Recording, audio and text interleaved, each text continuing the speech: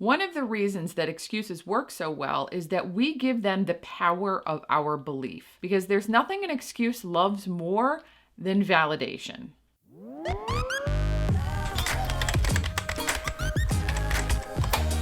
Hey everybody, and welcome back. Today I'm coming to you from a brand new camera that I don't exactly know how to use yet, so we're gonna see how this goes. At this point, I'm just hoping for some usable footage. But we're not here to talk about how I have absolutely no idea how to use this thing. Today we're here to talk about how to stop making excuses. In order to figure out how to stop, we need to see how to separate excuses from legitimate reasons. Because if you've gotten in a serious habit of making excuses, you're probably not seeing them for what they are. When I was in the peak of my excuse-making habit, I had myself absolutely convinced that the reason that I was late for work every day was because of traffic. Pay no mind that I stayed up far too late, then wasn't able to get out of bed in the morning, and then always left the house later than I should have. So an excuse is an invented reason that basically lets us off the hook for something that we're actually responsible for. Obviously, me staying up too late and then not getting up when my 57 alarms would go off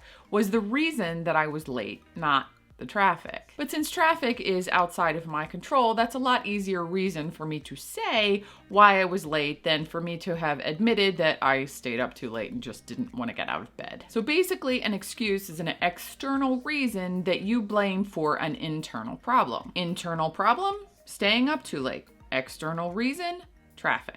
Now, excuses like this can work here and there, but if you're doing them every day like I was, they're probably going to get you in trouble eventually. And while it's probably good to not give other people excuses and actually own up to your mistakes, that's not what I'm here to talk about today. Today, I want to talk about the excuses that you're feeding yourself. You know, the ones about why you don't have to work out or start that big project or make time to take care of yourself. These internal excuses don't tend to affect anyone else, so you are the only one that you have to convince. And it can be very easy to simply believe everything that we think. John Mason said, "When you're good at making excuses, it's hard to excel at anything else." So if excuses are so bad for our potential futures, why do we even make them? Well, there are two pretty common reasons, and the first one is discomfort. Getting up early is hard. Working out is hard. Trying to go to bed on time when your friends are awake and snapping you is hard. Discomfort sucks. But the key to getting past it is finding the right motivation. If you want something badly enough, you'll do what you need to go get it. For example, let's say that you think that you want to lose weight, but the reason that you want to lose weight is because somebody made a snarky comment about your body that was none of their damn business. And now you keep trying to lose weight, but you're just not motivated to do it. Other people's crap is generally not a good motivating factor for most people. So if you actually genuinely want to lose weight, then you're going to need to find a deeper, more meaningful reason to help motivate you to get past that discomfort. Another way to do this is not to consider what it is that you want, but to think about all of the things that you don't want. Think about your life in, say, 5 years, but in the absolute worst possible way. Like if you just stayed comfortable in the moment, which are probably some bad decisions, where are they going to lead you if you keep up this behavior? For example, if I were to continue in the comfort of my holiday eating habits, then in 5 years' time, I would probably be very overweight. I would probably have a lot of medical complications. I wouldn't be able to do the things that I wanted to do.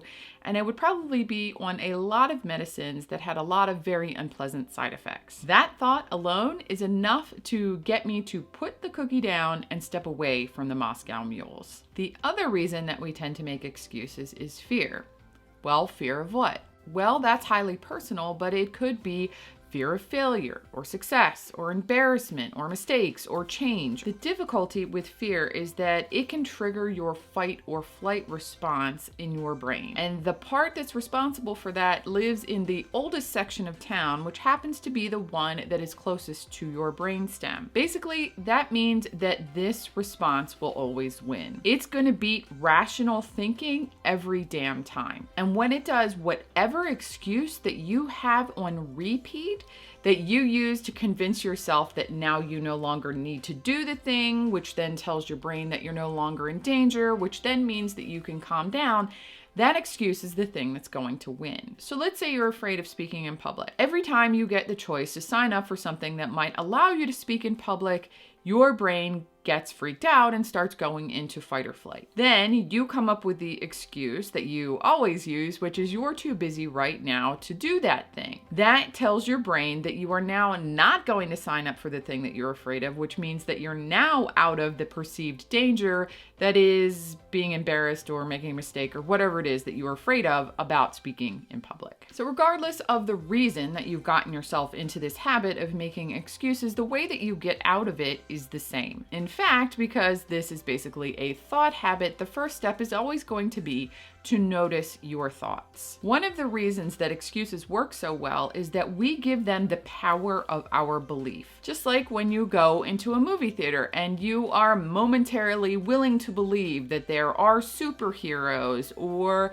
that there are spaceships that can destroy planets. When you feed yourself an excuse, you tend to lower your expectations and hand over some willing suspension of disbelief to that excuse. It's the reason why I could tell myself that the reason I was late was because of traffic every day, even though it had nothing to do with it. That excuse got me off the hook, and I was just more willing to believe that excuse because it got me out of the guilt of being too lazy to get out of bed. So it's time to start being a little more mindful about when you're giving excuses. Try to notice every time that you give one. If you're struggling to notice when you're giving them, then set a couple of alarms across the day so that you can kind of look back on the last few hours and notice if there were any times that you gave yourself or even someone else an excuse. You can even carry around a journal with you so that you can write down any times that you noticed that you had given an excuse, so that you can be more mindful of what excuses you're giving and in what situations. Do this step until you start noticing and becoming very aware of all of the times you're giving excuses. So the next step is to start challenging the excuses when they come up. Like we've talked about, it's very easy to believe everything that we think, even if what we think isn't true. In fact, when you think about it, most excuses are actually more a lie than they are truth. So the next time that you give yourself an excuse, ask yourself, is this true? If you discover that you did in fact give yourself an excuse, then it's time to dig into it and discover why you gave yourself an excuse. Some of the things that you can ask yourself to help you figure out why you gave this excuse are things like, am I afraid of something? Am I assuming something bad will happen? If something bad does happen, would I survive it and just learn from it? If I don't do this, what am I setting myself up for in the future? Would it be worth it to push through my fears or discomfort if it meant that I got what I wanted most? And how important is this goal to me? When you dig into the reasons that you have been giving that automatic excuse,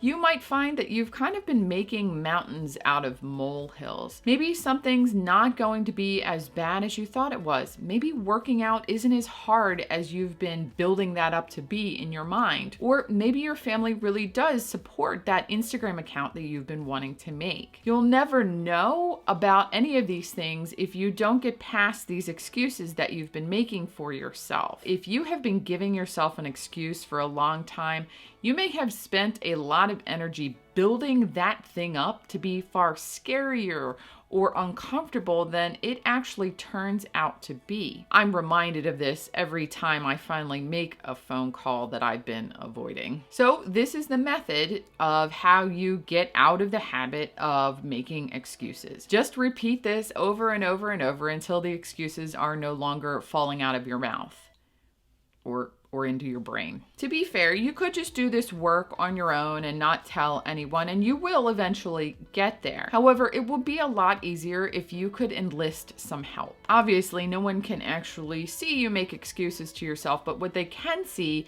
is the result of your actions. If you tell someone close to you that you want to stop making excuses for not working out, and they ask you, hey, how's the workouts going? And you say you haven't been working out, then they obviously can tell that something is going on. So enlist the help of some people that are close to you to help you with accountability. Tell them to help you not allow yourself to talk yourself out of whatever it is you had planned on doing, and also not to validate your excuses, because there's nothing an excuse loves more than validation. So when I was the queen of excuse land, if I wanted to convince myself that it was okay to get out of something, all I had to do was complain to my mom about how tired I was and that I couldn't possibly do XYZ. And then she would tell me that I was such a hard worker and I deserved a break. Pay no mind that I probably left out that the real reason that I didn't want to do XYZ was because I didn't feel like it, not because I was actually tired. So if you have people in your life that you run to get your excuses validated, then talk to them and let them know that you are trying to grow and that you're trying to get past making these types of excuses. Give them little ways that they can test you or challenge your excuses that you feel comfortable with. That way, when you don't quite believe your own excuse and you take it to someone else, you'll have someone else asking you questions and helping you through to get you motivated to do that thing that you want to do that you're trying to avoid. So those are my tips on how to get past making excuses all the time. If you have any methods that have worked for you, let us know about them down in the comments. If you like this video, you'll probably also like my video on willpower and my one on worry, and I'll have those linked on the end screen that'll pop up after the bloopers. Before you go, please hit the like button. It really helps me get this video in front of more people that need it. And don't forget to subscribe and hit the bell for notifications so you never miss a video. Thank you so much for watching, and I'll see you in the next video. Legitimate reasons actually caused art. Wait, what? Highly personal. This makes no sense. This video in front of more people is why, where was I going with that?